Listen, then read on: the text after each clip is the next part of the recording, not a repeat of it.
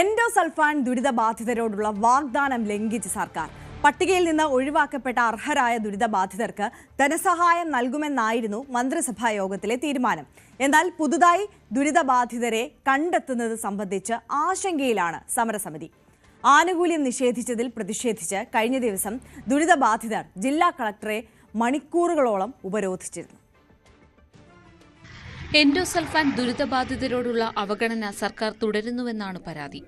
Endosulfan പാക്കേജിൽ ഉൾപ്പെടുത്തി 1031 പേർക്ക് സഹായം അനുവദിക്കുമെന്ന മുഖ്യമന്ത്രിയുടെ പ്രഖ്യാപനം സാങ്കേതികത്വത്തിന്റെ പേരിലാണ് നടപ്പാക്കാത്തത്.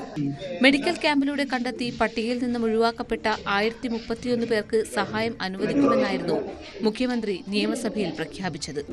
എന്നാൽ വർഷങ്ങൾ കഴിഞ്ഞിട്ടും നടപടിയുണ്ടായില്ല.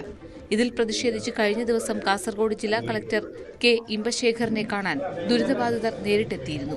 ഉറപ്പു നൽകപ്പെട്ട വാഗ്ദാനങ്ങൾ പാലിക്കപ്പെടുമെന്ന് കളക്ടർ രേഖാമൂലം അറിയിക്കണമെന്നായിരുന്നു ദുരന്തബാധിതരുടെ ആവശ്യം.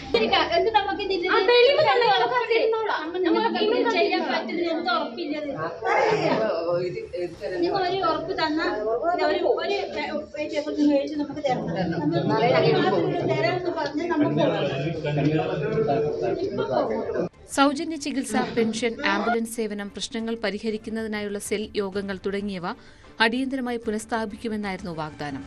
എന്നാൽ ഇതുവരെയും നടപടിയുണ്ടായില്ല. ഇതോടെയാണ് ദുരിതബാധിതർ പ്രതിഷേധം കടുപ്പിച്ചത്.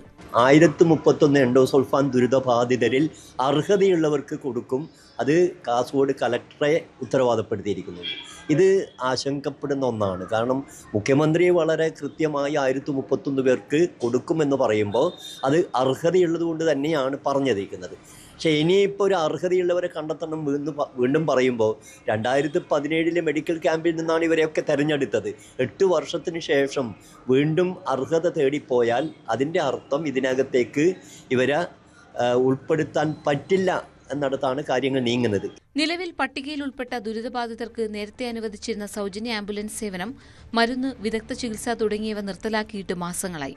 നീണ്ട നാളത്തെ പ്രക്ഷോഭങ്ങൾക്കൊടുവിലാണ് ആനുകൂല്യങ്ങൾ നൽകാൻ സർക്കാർ നിർബന്ധിതരായത്. എന്നാൽ ഇവയിൽ പലതും ഇപ്പോഴും പ്രഖ്യാപനങ്ങളിൽ മാത്രമായി ഒതുങ്ങി. പ്രശ്നങ്ങൾക്ക് അടിയന്തര പരിഹാരം ഉണ്ടായില്ലെങ്കിൽ വീണ്ടും സമരരംഗത്തിറങ്ങാനാണ് എൻഡോസൾഫാൻ ദുരിതബാധിതരുടെ തീരുമാനം. ന്യൂസ് 18 കാസർഗോഡ്.